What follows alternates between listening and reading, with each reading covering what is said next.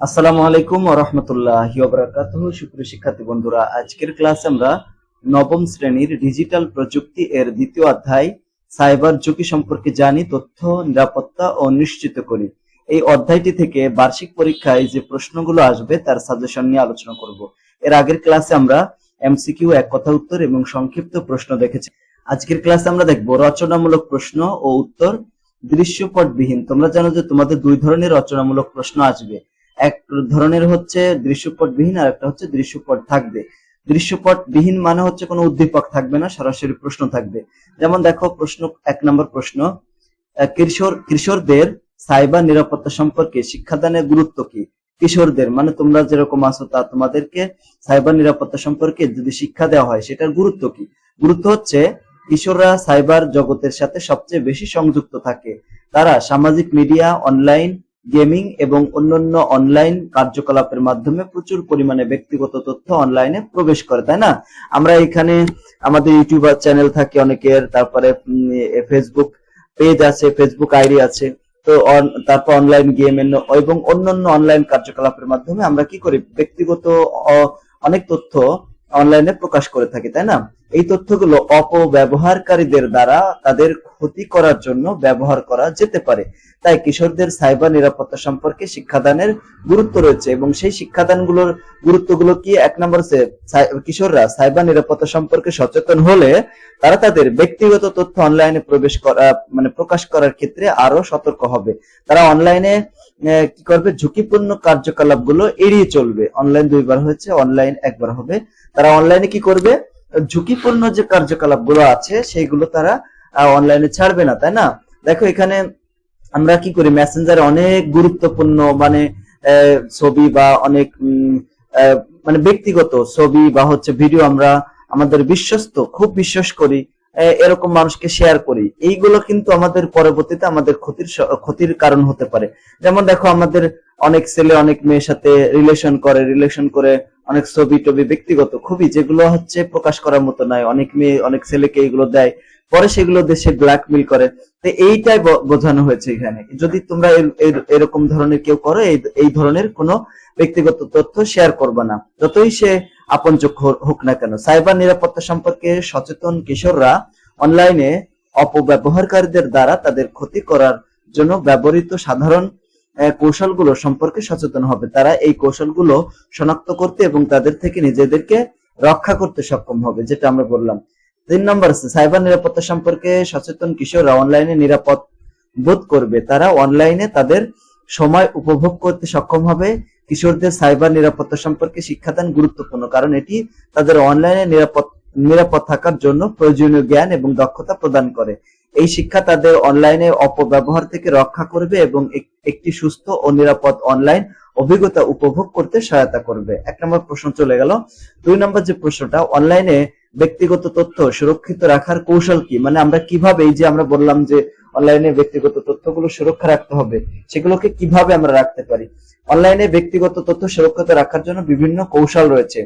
এই কৌশল গুলো হচ্ছে ব্যক্তির বয়স, অনলাইন কার্যকলাপ এবং ব্যক্তিগত তথ্যের ঝুঁকির উপর ভিত্তি করে বা নির্ভর করে পরিবর্তিত হতে পারে। সাধারণত কিছু কৌশল হচ্ছে, দেখো, নিরাপদ পাসওয়ার্ড ব্যবহার করতে হবে। ঠিক আছে? দেখো, আমরা ফেসবুক হোক, ইউটিউব হোক, অথবা সেখানে টিকটক হোক, যে কোনো, তারপরে মনে করো ইনস্টাগ্রাম আছে, আরো কত কিছু, টুইটার আছে, যে ধরনের আইডি ব্যবহার করে, হোয়াটসঅ্যাপ আছে, তো ইমো আছে, এই সবগুলোতে আমাদের কিন্তু পাসওয়ার্ড থাকে, তাই না? একটি শক্তিশালী পাসওয়ার্ড কমপক্ষে 12 অক্ষর দীর্ঘ হওয়া উচিত এবং এতে সংখ্যা, অক্ষর এবং প্রতীকগুলো মিশ্রিত থাকতে হবে, যাতে করে জটিল থাকবে আর কি। সহজে তো অনেকে আবার পাসওয়ার্ড দিয়ে আবার পাসওয়ার্ড হ্যাক করে দিতে পারে আর কি। পাসওয়ার্ডটিকে ব্যক্তিগত তথ্যের সাথে সম্পর্কিত না করাও গুরুত্বপূর্ণ। যেমন জন্ম তারিখ এবং পোস্টকোড থেকে, মানে অনেকে জন্ম তারিখ দিয়ে দেয়, কিন্তু জন্ম তারিখ তো অনেকেই জানে, ওইটা দিলে আবার সেটা হ্যাক হয়ে যেতে পারে। তারপর দেখো, 2 ফ্যাক্টর অথেন্টিকেশন ব্যবহার। 2 ফ্যাক্টর মানে কি? মনে করো একটা ডিভাইসে আমার ফেসবুক লগ ইন করা আছে, অন্য একটা ডিভাইসে যদি আমরা লগ ইন করতে যাই, তাহলে প্রথম যে ডিভাইসটাতে লগ ইন করা আছে ওখানে কি যাবে? একটা ওটিপি যাবে বা নাম্বারে ওটিপি যাবে। এই যে পদ্ধতিটাকে 2 ফ্যাক্টর অথেন্টিকেশন বলা হয়। এটা করা রাখলে আমরা মানে সহজে কিন্তু হ্যাক হবে না আমাদের সোশ্যাল মিডিয়া গুলো। প্রোফাইল সেটিং পরীক্ষা করা, প্রোফাইল সেটিং পরীক্ষা করে দেখা যে নিজের ব্যক্তিগত তথ্য কে দেখতে পারে বা কেউ দেখছে কিনা। অনলাইনে সাবধানতা অবলম্বন করতে হবে, অনলাইনে শেয়ার করার সময় সতর্ক থাকতে হবে। ব্যক্তিগত তথ্য, ঠিকানা, ফোন নাম্বার অপরিচিত কারোর সাথে শেয়ার করা যাবে না, ছবি টবি এগুলো শেয়ার করা যাবে না।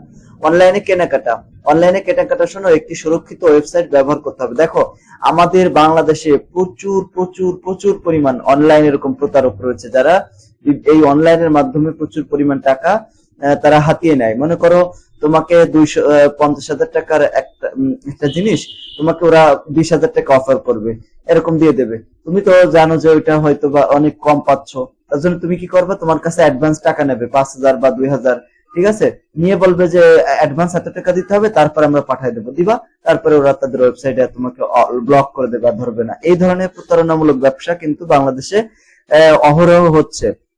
আমরা সতর্ক হলে এই ধরনের ব্যবসা পরিচালিত হতে পারবে। তোমরা যারা যদি কেউ কেনো, তাহলে এই ধরনের ওয়েবসাইট থেকে মোটেও কিনবা না।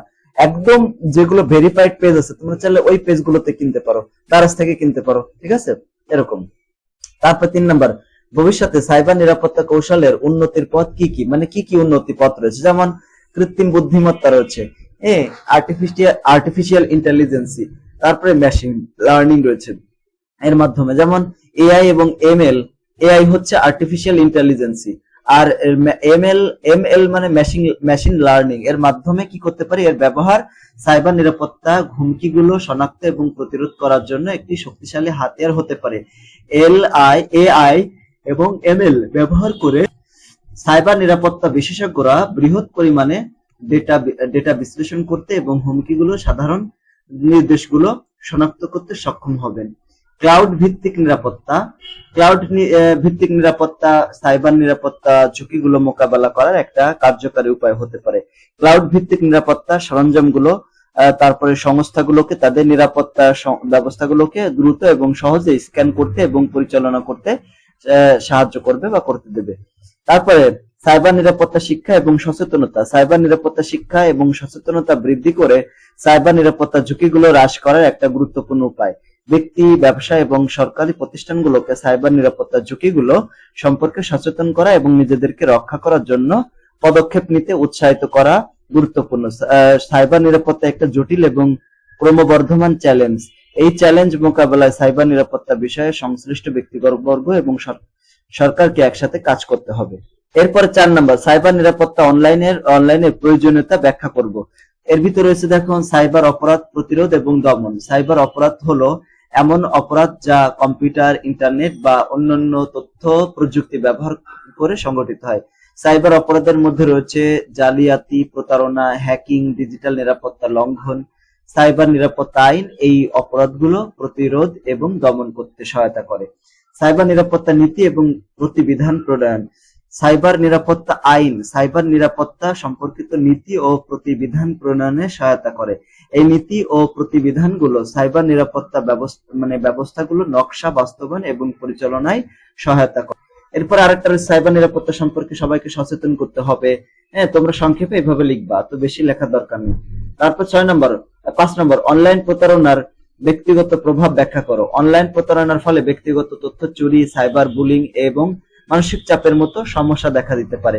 অপরাধীরা অর্থনৈতিক ক্ষতি, ব্যক্তিগত পরিচয় চুরি বা অন্যান্য কর্মকাণ্ড কি করতে পারে, ঘটাতে পারে। সাইবার বুলিং এর ফলে ব্যক্তির মানসিক স্বাস্থ্যের ক্ষতি হতে পারে, এমনকি আত্মহত্যার মতো ঘটনাও ঘটতে পারে।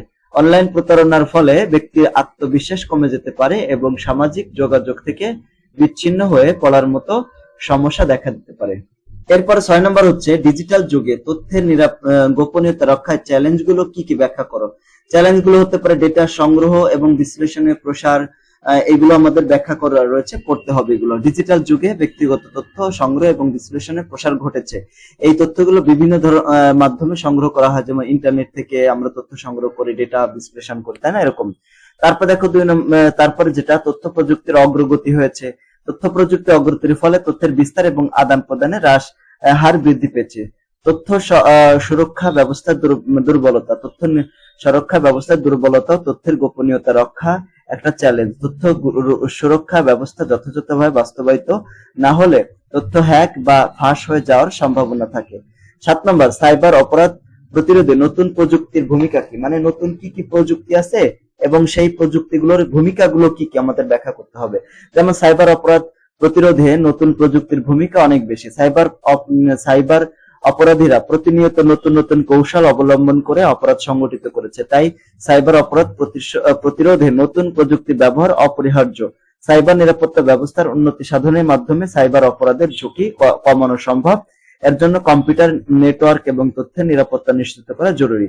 সাইবার অপরাধের তদন্তের জন্য নতুন প্রযুক্তি ব্যবহার করে সাইবার অপরাধীদের দ্রুত শনাক্ত এবং গ্রেপ্তার করা সম্ভব। সাইবার অপরাধ সম্পর্কে সচেতনতা বৃদ্ধি করে মানুষকে সাইবার অপরাধের হাত থেকে রক্ষা করা সম্ভব। উদাহরণস্বরূপ যেমন মেশিন লার্নিং, কৃত্রিম বুদ্ধিমত্তা, ডেটা মাইনিং, হ্যাকিং এর মতো নতুন প্রযুক্তি ব্যবহার করে সাইবার অপরাধ প্রতিরোধে কার্যকর ব্যবস্থা গ্রহণ করা যেতে পারে। 8 নম্বর হচ্ছে সামাজিক মিডিয়ায় ডেটা সুরক্ষার উপায় কি কি। ডেটা সুরক্ষার উপায় হচ্ছে যে আমরা একটু আগে আলোচনা করলাম, যেমন শক্তিশালী পাসওয়ার্ড ব্যবহার করতে হবে, 2 ফ্যাক্টর অথেন্টিকেশন ব্যবহার করতে হবে, অ্যাকাউন্টের গোপনীয়তা সেটিং নিশ্চিত করতে হবে। ঠিক আছে। 9 নম্বর ডিডস অ্যাটাক প্রতিরোধ করার উপায় ব্যাখ্যা করো। তো ডিডস অ্যাটাকটা কাকে বলা হয়? ডিডস অ্যাটাক হচ্ছে distributed Daniel of service attack, হলো একটি সাইবার আক্রমণ যেখানে একটি লক্ষ্য সাইট বা নেটওয়ার্কে প্রচুর পরিমাণে ট্রাফিক পাঠানো হয়। এই ট্রাফিকে সাধারণত স্প্যাম, ম্যালওয়্যার, অন্যান্য ক্ষতিকারক কন্টেন্ট থাকে। ট্রাফিকের পরিমাণ এত বেশি হয় যে সাইট বা নেটওয়ার্ক ভারসাম্যহীন হয়ে পড়ে এবং ব্যবহারকারীদের জন্য অ্যাক্সেসযোগ্য থাকে না। ডিডস অ্যাটাক প্রতিরোধের জন্য বেশ কয়েকটা পদক্ষেপ নেওয়া যেতে পারে, যেমন ট্রাফিক ফিল্টারিং। এই পদ্ধতি সাইট এবং নেটওয়ার্কটি প্রবেশকারী ট্রাফিক ফিল্টার করে যা কি করে ক্ষতিকারক হতে পারে। Load balancing. এই পদ্ধতিতে সাইট বা নেটওয়ার্কের ভারসাম্য বজায় রাখার জন্য একাধিক সার্ভিস চালু করা যেতে পারে। Domain name system protection. এই পদ্ধতিতে ডিএনএস সার্ভিসগুলো ডিডস আক্রমণ থেকে রক্ষা করে। 10 নম্বর ডিজিটাল ফুটপ্রিন্ট কিভাবে পেশাগত জীবনে প্রভাব ফেলে। ডিজিটাল ফুটপ্রিন্ট কি করে? ডিজিটাল ফুটপ্রিন্ট হলো ইন্টারনেটে একজন ব্যক্তির উপস্থিতি। এটি ব্যক্তির সকল অনলাইন কার্যকলাপের সমষ্টি, যার মধ্যে রয়েছে সামাজিক যোগাযোগের মাধ্যম, ব্লগ, ওয়েবসাইট, ইমেইল ইত্যাদি। ডিজিটাল ফুটপ্রিন্ট পেশাগত জীবনে বিভিন্ন ভাবে প্রভাব ফেলতে পারে। একটি ইতিবাচক ডিজিটাল ফুটপ্রিন্ট একজন ব্যক্তির পেশাগত সুযোগ সুবিধা বৃদ্ধিতে সহায়তা করে। উদাহরণস্বরূপ একটি সুন্দরভাবে সাজানো ওয়েবসাইট বা একটা জনপ্রিয় সামাজিক মাধ্যমের প্রোফাইল একজন ব্যক্তিকে তার পেশাগত যোগাযোগ উন্নত করতে এবং নতুন সুযোগ খুঁজে পেতে সাহায্য করতে পারে। অন্যদিকে একটি নেতিবাচক ডিজিটাল ফুটপ্রিন্ট একজন ব্যক্তির পেশাগত জীবনকে ক্ষতিগ্রস্ত করতে পারে।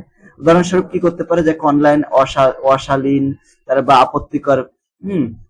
আপত্তিকর বিষয় শেয়ার করা বা ভুল তথ্য ছড়িয়ে দেওয়া একজন ব্যক্তির নিয়োগের সম্ভাবনা কমিয়ে দেয়। এটা হবে অশালীন, হবে। তারপর দেখো 11 নম্বর অনলাইন প্রতারণা থেকে সুরক্ষা প্রদানের কৌশল কি কি।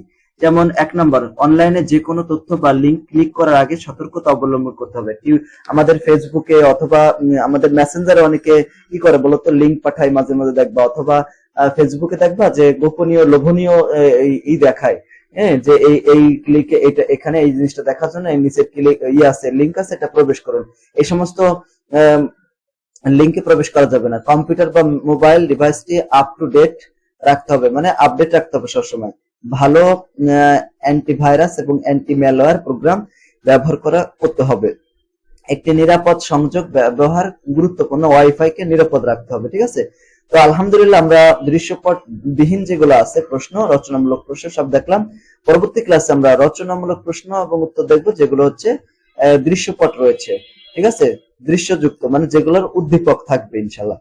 তো আজকের ক্লাসটা তোমার কাছে কেমন লাগলো সেটা কমেন্ট করে জানিয়ে দিও। আর যদি ভালো লাগে তাহলে আমাদের চ্যানেল সাবস্ক্রাইব করে ক্লাসটি বন্ধুদের সাথে শেয়ার করে দিও। আর প্রতিদিন সন্ধ্যা 7টায় তোমাদের প্রত্যেকটা বিষয়, প্রত্যেকটা সাবজেক্টের প্রত্যেকটা অধ্যায়ের উপরে লাইভ ক্লাস নেওয়া হয় ফ্রিতে আমাদের ইউটিউব চ্যানেলে। তোমরা যদি ক্লাসগুলো করতে চাও তাহলে আমাদের চ্যানেলটাতে চলে আসবা সন্ধ্যা 7টাতে। সকলকে ধন্যবাদ। আসসালামু আলাইকুম ওয়া রাহমাতুল্লাহি ওয়া বারাকাতুহু।